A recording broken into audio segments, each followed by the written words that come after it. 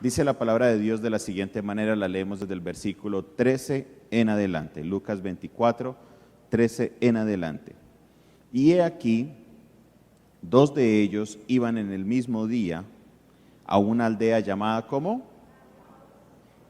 Que estaba a 70 estadios de Jerusalén, e iban hablando entre sí de todas aquellas cosas que habían acontecido.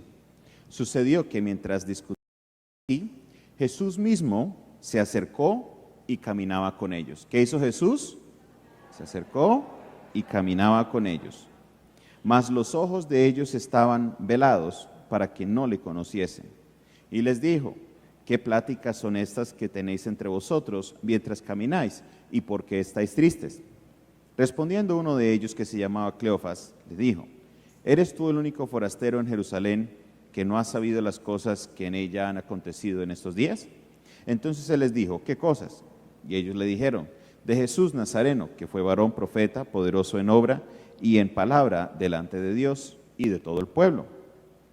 Y cómo le entregaron los principales sacerdotes y nuestros gobernantes a sentencia de muerte y le crucificaron. Pero nosotros esperábamos que él era que había de redimir a Israel, y ahora, además de todo esto, hoy ya es el tercer día que esto ha acontecido. El día de hoy quiero hablarle de los planes de Dios y los planes del hombre. Los planes de Dios y los planes del hombre. En la que está sucediendo justo después de que ya la resurrección de Cristo ha pasado. Hay diferentes puntos de vista, el de Mateo, el de Marcos, de Lucas, de Juan, que lo narran de diferentes maneras, pero me llama la atención de este capítulo, porque él se acerca a sus discípulos. En los demás siempre son las apariciones, que están varios de los discípulos ya en comunión o en diferentes circunstancias, pero en este él simplemente se les acerca camino a Emaús y les habla. Él les habla y la palabra de Dios dice que sus ojos estaban velados, que ellos no podían reconocer con quién estaban hablando.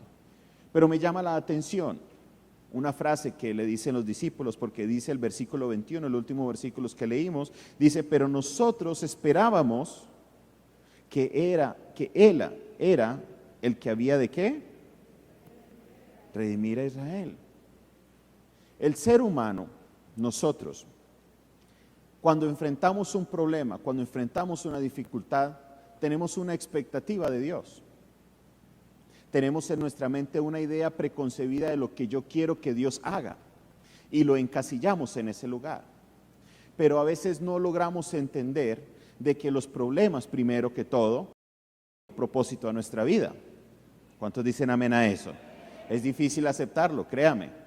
Es difícil aceptar que las dificultades, que todos los problemas de lo que estás pasando en este momento está pasando por la voluntad de Dios. Pero déjame decirte, Dios tiene un propósito con todo lo que estás pasando. Amén.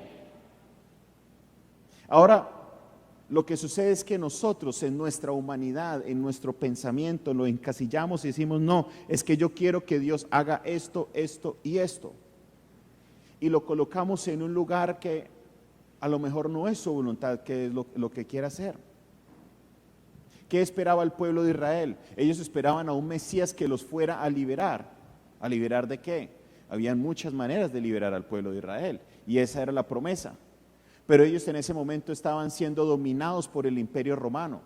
Les estaban siendo cobrados impuestos muy altos, los estaban, mejor dicho, acabando.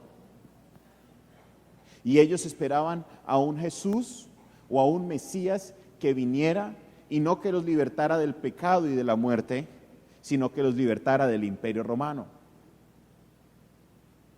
Y lo que sucede en estos casos, en la gran mayoría de los casos, cuando queremos encasillar a Dios en un lugar y decirle: solo de esta manera estoy esperando el milagro, lo que sucede es que Dios hace un milagro grande, y nosotros no lo vemos, porque seguimos esperando que Él haga lo que yo quiera que Él haga. Y lo primero que debes entender es que Dios es un Dios soberano, y Él tiene una voluntad, y su voluntad es perfecta. ¿Cuántos dicen amén? Él es un Dios soberano, que Él va a hacer lo que Él va a hacer, quieraslo tú o no. Ahora, la situación, tú tienes Dios te dio el derecho a escoger cómo tú reaccionas, el libre albedrío, pero Él siempre va a actuar y va a hacer lo que Él va a hacer, porque Él es un Dios, diga conmigo, soberano. La decepción de estos discípulos que caminaban con Él dicen, pero nosotros esperábamos que Él era el que había de redimir a Israel. Acababa de morir en la cruz, acababa de resucitar, ya habían ido a la tumba y habían encontrado la piedra removida. Mas sin embargo, el milagro sucede, está pasando enfrente de ellos y ellos, es que estábamos esperando que Él nos redimiera.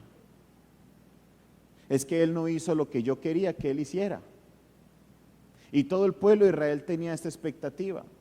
Pero la voluntad de Dios era un plan totalmente diferente. Y déjeme decirle, era mucho más grande que el plan que ellos tenían planeado para su país o para su pueblo. Y eso sucede en nuestras vidas, que el milagro que Dios hace es mucho más grande que el milagro que tú estás esperando. Y Dios va a hacer ese milagro en tu vida. ¿Cuántos están esperando un milagro de parte de Dios? Amén, amén, amén, amén. El milagro que Dios va a hacer en tu vida es mucho más grande que el milagro que tú esperas que Él haga.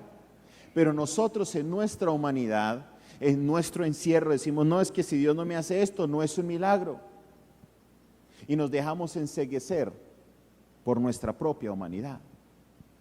No fue el único caso. En el mismo versículo 24, capítulo 24, váyase al versículo 36. Mire lo que dice. Mientras ellos aún hablaban estas cosas, Jesús se puso en medio de ellos y les dijo, ¿qué les dijo? Paz a vosotros. Entonces ellos, varias características. Uno, espantados y atemorizados. ¿Qué dice? Pensaban que veían un espíritu. Pero Él les dijo, ¿por qué estáis turbados y vienen a vuestro corazón estos pensamientos? Mirad mis manos, mirad mis pies, que yo soy. Palpad y ved, porque un espíritu no tiene ni huesos, como veis que yo tengo. Y diciendo eso les mostró las manos y les mostró. Y miren lo que dice, y como ellos todavía de gozo, ¿qué? No le creían. A Jesús enfrente, con las manos, con los pies. ¿Y qué dice? No le creían. ¿Hasta dónde llega la incredulidad del ser humano? ¿Hasta dónde llega la ceguera nuestra, que las cosas están pasando enfrente nuestro, mas sin embargo no aceptamos la condición de lo que pasa?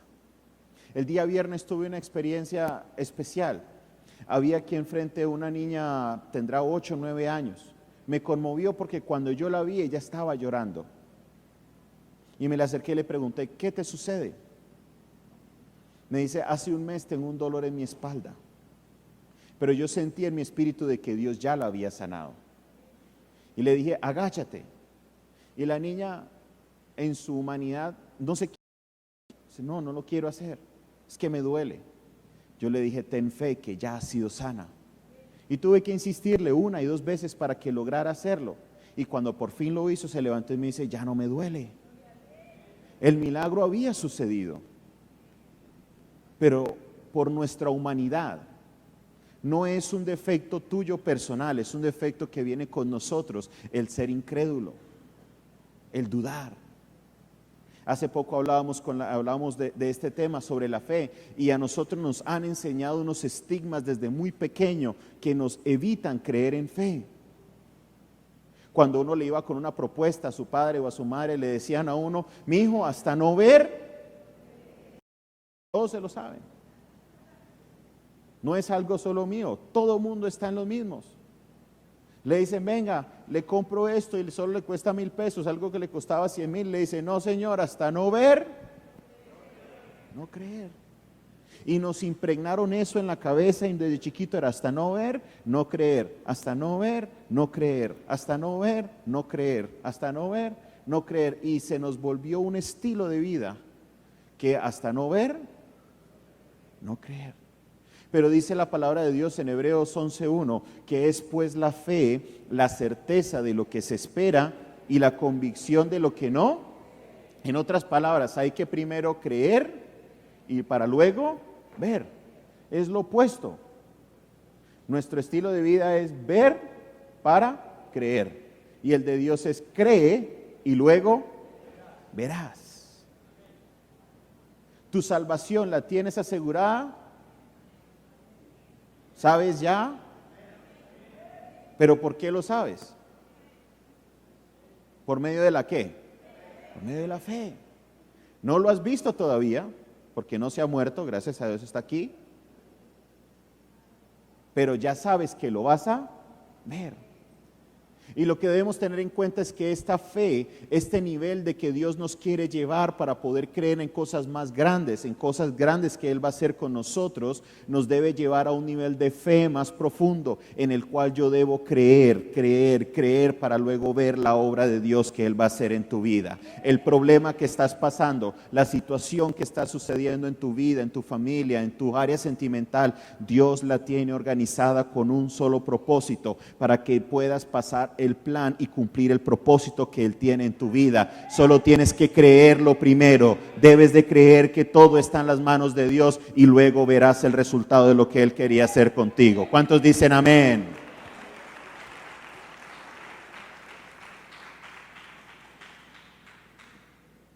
Hay cosas en la vida que uno no entiende y uno dice, es que si lo hubiera planeado me hubiera salido mejor. Y déjame decirte, las cosas que uno planea siempre salen mal. Todo plan tiene un plan B, ¿o no? Si usted trabaja en planificación, sabe que usted hace un plan A y un plan B.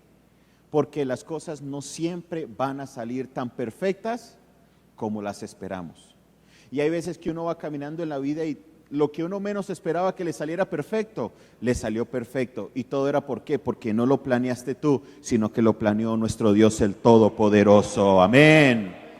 El plan que Él tiene con tu vida, el plan de lo que Él quiere hacer contigo, el propósito que hay en medio de tu tribulación, el propósito que hay en medio de la crucifixión que puede que estés viviendo, es un propósito más grande. Los israelitas pensaban que el Mesías venía a ser a salvarlos a ellos y se decepcionaron cuando vieron a Jesús que no los liberó del imperio romano. Pero Jesús tenía algo más grande en mente, que era la y la vida eterna, no solo para el pueblo de Israel, sino para todo el mundo. Y hoy, casi 2000 años después, tenemos salvación y vida eterna gracias al sacrificio que fue hecho en la cruz del Calvario. Por eso la cruz hoy está vacía. No hay nadie en la cruz, porque Jesús resucitó de esa cruz. Y el propósito era que Él se levantara para que venciera la muerte, venciera el pecado, venciera toda dificultad. Y por la muerte y resurrección de Él, hoy tú tienes vida. Hoy tú tienes vida. Hoy tú tienes vida. Celebra en esta mañana la vida que el Señor te ha dado. Esa vida eterna que es el milagro más grande que ha sucedido en tu vida. Entiende que los planes de Dios siempre son más grandes y mejores que los que tú tienes. Hay información que Dios tiene, que Él la tiene por adelantado, que tú no tienes esa información. Pero si tú quieres jugar a la vida y decir yo quiero hacer lo que yo voy a hacer porque es el mundo del yo, déjame decirte, las cosas no te van a salir tan bien. Puede que te salgan bien, pero no te van a salir tan bien como si las hubieras entregado en las manos de Dios. Si te dejas guiar por el plan y el propósito de lo que Dios quiere hacer con tu vida, Él hará cosas más grandes. Él hará cosas más grandes. Él hará cosas más grandes contigo. Cosa que ojo no vio ni oído oyó están preparadas para ti. ¿Cuántos dicen amén? ¿Cuántos aceptan esa palabra? Déjeme decirle, yo tenía 16 años de edad cuando tomé una decisión. Como hijo de pastor, tomé la decisión de nunca más hacer el trabajo de mi padre. Le dije a él, si usted puede hacerme lo que yo quiera, yo le ayudo en el sonido, yo le ayudo en las cámaras, le ayudo en los cables, pero nunca jamás seré un pastor. No me gustan los horarios de los pastores. Ellos trabajan mucho. Aún el día libre están. Yo quiero pasar un día con mi familia. Olvídese que yo voy a ser pastor. Y busqué una carrera profesional en la cual Dios me bendijo. Tuve mi negocio. tuve varios negocios, el Señor me levantó y logré aprender varios conceptos, logré aprender muchas cosas en el mundo, hasta que Dios en su momento dijo, ya se acabó tu plan, ahora es hora de apegarse a mi plan. Y vea lo que el Señor ha hecho hasta el día de hoy. Me regresó a esta tierra y me ha puesto en una posición que yo nunca me imaginé que fuera a hacerlo. Y Él tenía planeado todo desde el comienzo. Y déjeme decirle que el plan de Él es mucho mejor que el plan que yo tenía para mi vida. Se lo puedo decir de primera mano. Y esa dificultad, ese problema, esa tribulación que tú crees que estás pasando en este momento, déjame decirte, Dios tiene un plan con ese problema. Dios tiene un plan con esa dificultad. Y el resultado, si tú quieres tomar control de la situación, si tú quieres resolver la situación por tus propias fuerzas, va a salir el resultado que solo tú tienes la capacidad de hacer. Pero si tú le entregas el problema a Dios, si tú caminas en la fe, si tú le dices, Señor, te entrego este problema y actúo bajo tu bendición, déjame decirte que el resultado será lo que Dios te permita hacer, que es mucho más grande que las fuerzas y que el poder que tú puedas tener. Amén. Los planes de Dios versus los planes del ser humano. El ser humano está lleno de errores. Dios es un Dios perfecto. Hay tres cualidades de Dios. Él es un Dios omnipresente. ¿Qué quiere decir eso? Que Él está en todos lados. Por más hábil que inteligente que tú quieras ser, tú no vas a poder estar en todos los lugares. Mas sin embargo, Él sí está en todos los lugares. Él sabe lo que está sucediendo en todos los lugares del mundo. Él es un Dios omnisciente. Quiere decir que Él todo lo sabe. Por más estudiado que seas, por más carreras que estés haciendo en la universidad, por más experiencia tú crees que tienes en la vida, déjame decirte, Dios sabe más que tú.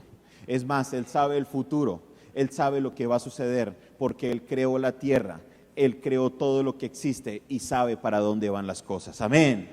Y tengo un Dios omnipotente que dice, como dice la canción, yo tengo un Dios, bueno, muy poquito esa canción, yo tengo un Dios que todo lo puede. ¿Cómo es? Yo tengo un Dios que todo lo puede.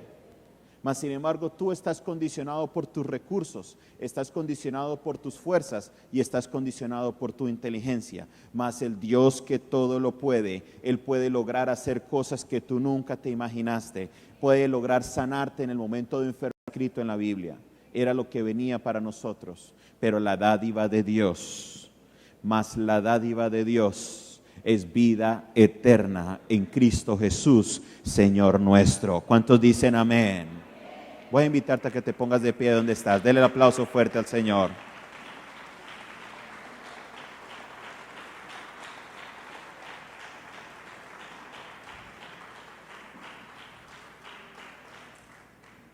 Tres puntos sencillos e importantes.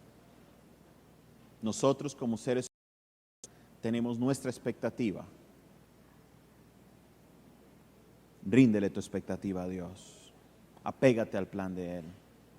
Número 2, el plan de Dios es mucho más grande y mejor que el que tú tienes para ti mismo. Pero para poder que ese plan se cumpla, tienes que tomar una decisión y es entregarle todo en las manos a Él.